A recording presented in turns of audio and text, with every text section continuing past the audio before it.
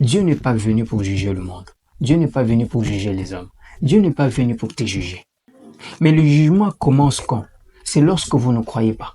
Shalom bien-aimés dans le Seigneur. Bienvenue dans cette émission. Encore une fois de plus, où nous partageons la parole du Seigneur. Aujourd'hui, nous allons aborder un thème très important. Nous allons parler du salut.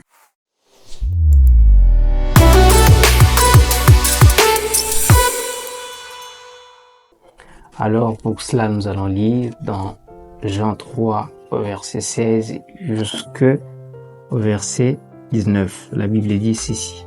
« Car Dieu a tant aimé le monde qu'il a donné son Fils unique, afin que quiconque croit en lui ne périsse point, mais qu'il ait la vie éternelle. » Au verset 17, la Bible dit « Dieu en effet n'a pas envoyé son Fils dans le monde pour qu'il juge le monde,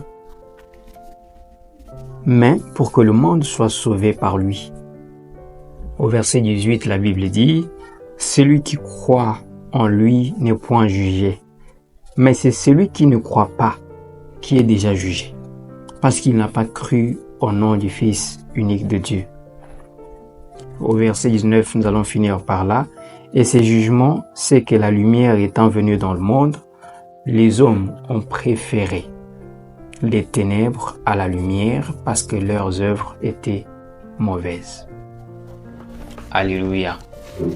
Parole du Seigneur. Alors, la première nouvelle que j'ai à nous donner, bien-aimés dans le Seigneur, c'est que Dieu vous aime. Dieu vous aime. Quel que soit le nom que vous portez, Dieu vous aime. Quelle que soit la famille dans laquelle vous êtes né, Dieu vous aime.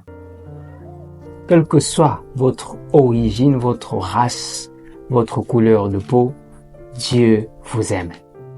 Il a aimé les hommes qui habitent le monde, qui habitent dans le monde. Et il ne s'est pas seulement limité à aimer, mais il a donné au-delà d'aimer.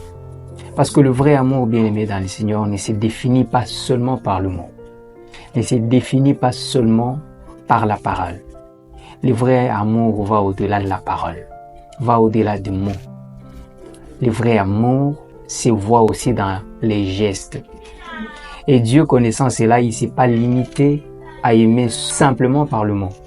Il est allé au-delà du mot en donnant pas n'importe quoi, pas un animal, pas de l'or, pas de l'argent. Il a donné plus précieux que l'or, plus précieux que l'argent, plus précieux que tout ce qui pouvait être plus précieux pour lui.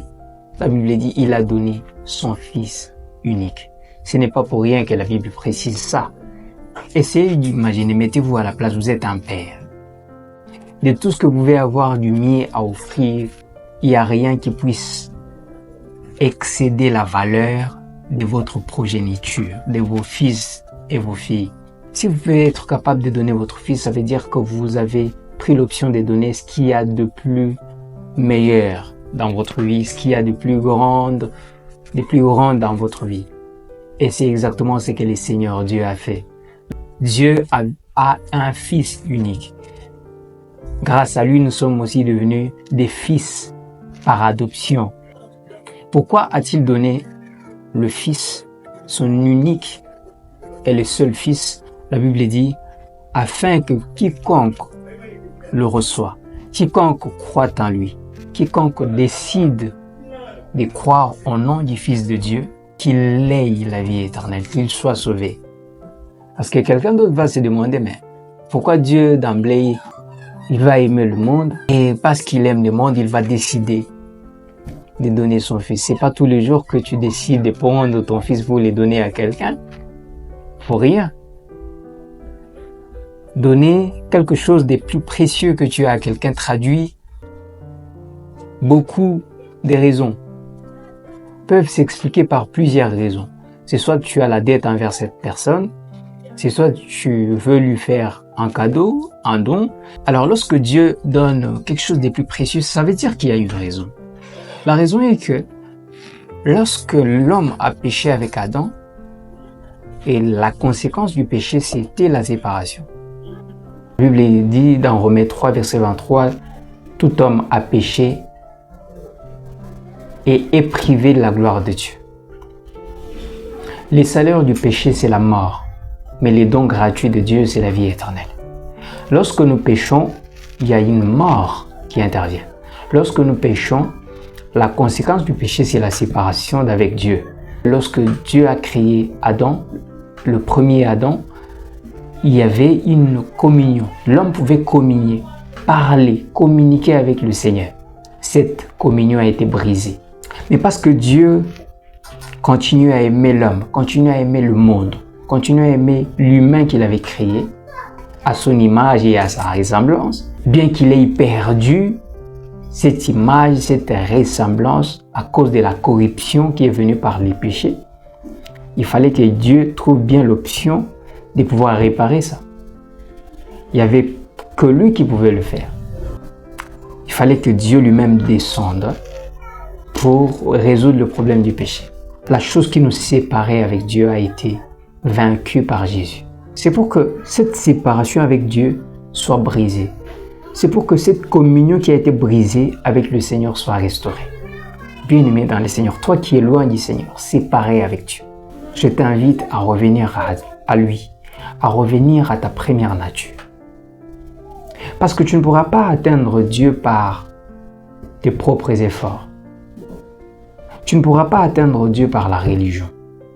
La religion va te proposer des options. La religion va te dire, pour atteindre Dieu, il faut faire des bonnes actions, il faut jeûner 20 fois, 3 fois par jour, il faut prier le matin, midi et soir. Quoi que tu puisses faire, tu ne pourras pas. Car la Bible dit, tous ont péché et sont privés de la gloire de Dieu. Jésus est la seule option de Dieu pour le problème de péché. La seule façon pour toi de revenir dans la communion avec le Seigneur, c'est de pouvoir donner ta vie à Jésus. Jésus, le chemin, la vérité et la vie. Nul ne peut aller au Père sans passer par lui. C'est ce que la Bible dit. Donc il est le seul chemin, la vérité et la vie. Si tu veux avoir la vie éternelle, tu dois uniquement passer par lui. Ne te bats pas seul. Tu ne pourras pas y arriver avec tes propres efforts. Mais tu pourras y arriver avec le sacrifice que Dieu a accompli au travers de son Fils unique, Jésus.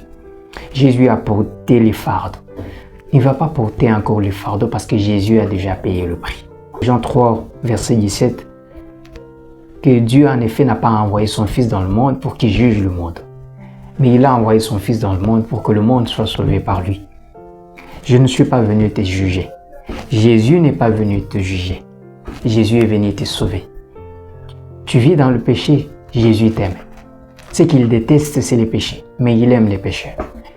Il dit lui-même que je ne suis pas venu pour ceux qui étaient en bonne santé, mais c'est pour ceux qui avaient besoin du médecin que je suis venu. Mon frère, toi qui es malade, je ne viens pas te juger aujourd'hui. Je viens te communiquer la bonne nouvelle. Je viens t'apporter la bonne nouvelle. Et il n'y a qu'en Jésus pour être sauvé.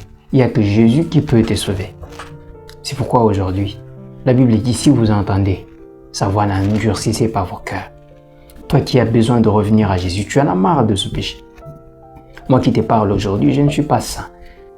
J'étais addict aux choses, au sexe, à la pornographie, à toutes ces choses qui rend captif la génération aujourd'hui. J'ai fait ça, j'ai insulté, j'ai volé, j'ai été fâché contre quelqu'un. Mais quand j'ai tourné le regard vers Jésus, il m'a rendu libre aujourd'hui. Il m'a rendu libre. Aujourd'hui, je peux témoigner de lui parce qu'il m'a transformé, parce qu'il a transformé mon cœur. Il y a plusieurs années, je ne pouvais pas me rendre moi compte en train de parler de Jésus. Mais aujourd'hui, si je peux parler de lui, c'est parce qu'il m'a transformé, il a transformé mon cœur. Tu es addict à la pornographie, à la drogue, au sexe. Tu es homosexuel. Dieu t'aime. Contrairement à ce que la religion peut te dire, moi je viens te dire que Dieu t'aime et tu peux sortir de ce péché. J'aimerais juste que tu prennes conscience que il n'y a pas de salut, il n'y a pas de lumière en dehors de Jésus. Il n'y a que Jésus qui pour te donner la vie. Au verset 18, il a dit, « Celui qui croit en lui n'est point jugé, mais celui qui ne croit pas est déjà jugé, parce qu'il n'a pas cru au nom du Fils unique de Dieu. » Et ces jugements, c'est que la lumière étant venue dans le monde, les hommes ont préféré les ténèbres à la lumière parce que leurs œuvres étaient mauvaises.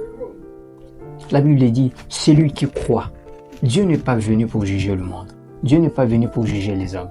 Dieu n'est pas venu pour te juger. Mais le jugement commence quand? C'est lorsque vous ne croyez pas. Celui qui ne croit pas est déjà jugé. Et ces jugements, c'est lesquels? C'est que Dieu a envoyé son Fils pour qu'il sauve le monde. La lumière est venue pour éclairer le monde qui était dans les ténèbres. Mais au lieu que tu choisisses la lumière, tu as préféré les ténèbres à la lumière. C'est ça le jugement. C'est ce qui te juge. Dieu ne vient pas te juger. Mais c'est ton choix qui te juge. C'est lorsque tu décides d'aller du mauvais côté.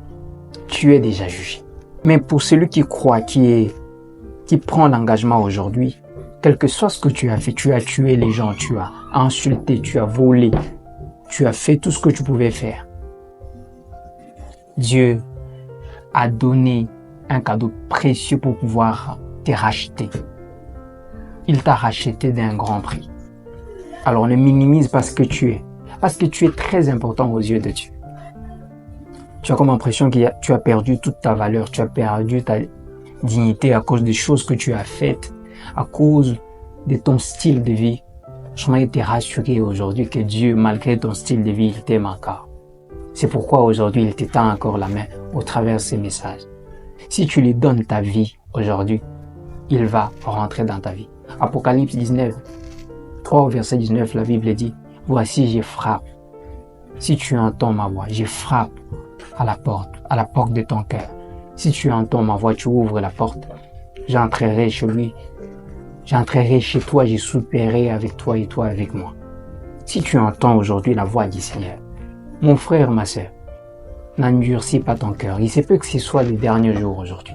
Parce que si Jésus ne revient pas aujourd'hui, tu peux rencontrer un accident, tu peux mourir au sortir de ta maison. Quel sera le restant de ta vie? Si tu meurs dans ton état, tu vas aller en enfer. Si tu meurs dans ton état, tu vas vivre la colère éternelle de Dieu. Je n'ai pas l'intention de te faire peur, mais j'ai l'intention, avec tout l'amour possible, de te dire la vérité, mon frère. Parce que moi aussi, j'étais du même côté. Mais aujourd'hui, je suis sauvé. Dieu peut te sauver. Dieu peut te sortir de ce péché. Si tu saisis la chance qu'il te donne aujourd'hui. Alors, si tu es dans cette catégorie, j'aimerais prier avec toi. J'aimerais que tu places ta main sur le cœur. Si tu veux donner ta vie au Seigneur. D'ailleurs, comme le dit le pasteur Adams, tu n'as pas de vie à donner au Seigneur. C'est lui qui te donne sa vie. Alors, si tu veux recevoir la vie précieuse que Jésus te donne aujourd'hui, que Dieu te donne aujourd'hui au travers de son Fils Jésus, j'aimerais que tu places ta main sur le cœur et tu vas juste répéter cette prière après moi. Tu vas dire, Seigneur Jésus, merci pour ton amour. Merci d'être mort à la croix pour moi. Je réalise que j'étais perdu dans le péché, perdu dans le monde. J'étais perdu. Mais grâce à l'œuvre que Jésus a accomplie à la croix, c'est pourquoi, Seigneur, je viens te donner ma vie. Je me détourne du monde dans lequel j'étais pour me tourner vers toi. Donne-moi la force qu'il me faut afin que je puisse te suivre sans regarder en arrière, sans rétrograder, sans retourner encore les regards à gauche ni à droite. Merci, Seigneur, de me donner ta vie. Au nom de Jésus. J'aimerais prier pour toi. Je prie, Seigneur, pour toi qui viens d'accepter Jésus aujourd'hui. Et j'ignore dans quelles conditions tu es. J'ignore dans quel état tu es. J'ignore dans quelle partie du monde tu es. Mais le Seigneur te connaît. Il te connaît. Il connaît l'état de ton cœur. Il connaît dans quelle partie du monde tu es. Il sait de quelle famille tu viens. Il sait ce que tu as fait et tu as accompli. Mais il ne te juge pas aujourd'hui parce que Dieu n'a pas envoyé son Fils dans le monde pour qu'il juge le monde, mais afin que le monde soit sauvé par lui. Et aujourd'hui, j'ai une bonne nouvelle pour toi. C'est que Jésus vient te donner sa vie et reprendre ta mauvaise vie. Aujourd'hui, tu deviens un enfant de Dieu. Si tu crois de tout ton cœur, tu seras sauvé. Ainsi me dit la Bible. Et aujourd'hui, si tu crois que Jésus a fait toutes ces choses que je viens de dire pour toi, tu es sauvé. Il rentre dans ta vie aujourd'hui. Et le Saint-Esprit vient te remplir là où tu es. Au nom puissant de Jésus. Que Dieu te bénisse. Alors si tu as besoin d'aide, de toutes ces choses que je viens de te parler, à la fin de cette vidéo, il y a les coordonnées. J'aimerais que tu nous écrives au travers de ces coordonnées. Nous allons t'aider à marcher pleinement dans la voie du Seigneur. Que Dieu te bénisse.